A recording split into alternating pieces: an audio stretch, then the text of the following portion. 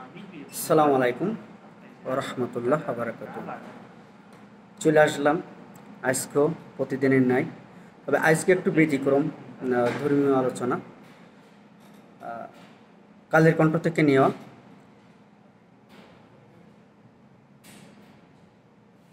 আজ বাংলাদেশের উত্তরের জেলা পঞ্চগড়ের তাপদাহ শীত, প্রচণ্ড শীত, যে শীতের জন্য মানুষের জীবনযাত্রা খুবই কষ্টকর এবং ভয়াবহ পরিস্থিতিতে চলছে। পঞ্চগড়ের তাপমাত্রা কিছুদিন ধরে 13 থেকে 15 ডিগ্রির ভিতর আছে। তো সর্বশেষ কালের কণ্ঠ সংবাদ অনুযায়ী পঞ্চগড়ের তাপমাত্রা 10 ডিগ্রি ঘরে। শীতে কাঁপছে পঞ্চগড়। আজকের তাপমাত্রা 30/11/2024 সাল। আজকের দিনের তাপমাত্রা শীতের মৌসুমে আসতে না আসতেই শীতে কাঁপছে বাংলাদেশের উত্তরের জেলা পঞ্চগড়।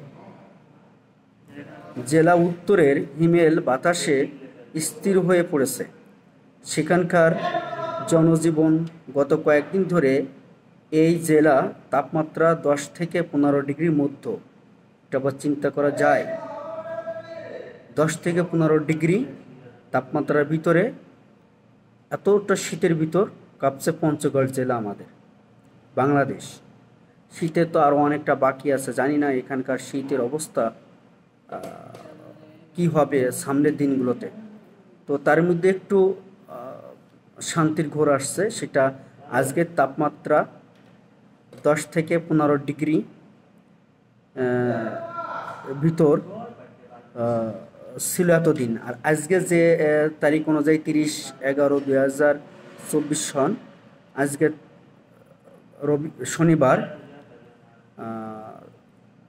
ডিগ্রির মধ্যে ছিল এতদিন। তো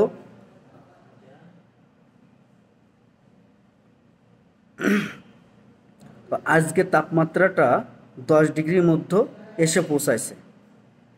পঞ্চগড় জেলার তাপমাত্রা আজকে 10 ডিগ্রিতেই এসে পৌঁছাইলেও 10 ডিগ্রি তাপমাত্রা, এতটা শীত তো খুবই খুবই ভয়াবহ শীত, খুবই মানে অবস্থা খারাপ।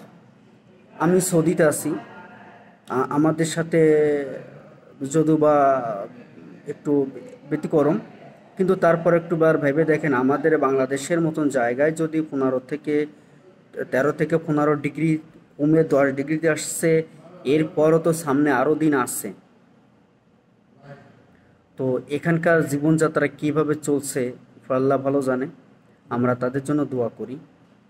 আর সবাই সচেতন থাকবেন, শীতের কাপড় রাখবেন। বিশেষ করে একটা কথা, সেটা হচ্ছে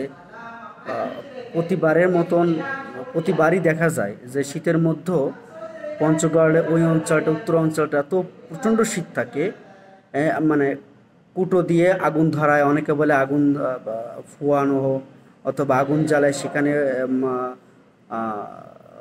সবাই মিলে বসে, মা বোন বসে, ভাই বোন বসে আমরা আগুনের তাপ টানি। তো যখন আগুনের তাপ নিই, অনেকে অসচেতনভাবে থেকে কাপড়ে আগুন ধরে মারা যায়। এই জিনিসটা থেকে সবাই একটু খেয়াল থাকবেন, সচেতন হবেন, সচেতন থাকার চেষ্টা করবেন, আগুন থেকে একটু দূরে থাকবেন, থেকে আগুনটা ফলে মনে হয় ভালো হয়। তা না হলে একটা ভুলই সারা জীবনে কান্না হয়ে রয়ে যাবে। আজকে এই পর্যন্ত। ভালো থাকবেন, সুস্থ থাকবেন, ফি আমানিল্লাহ। আল্লাহ হাফেজ।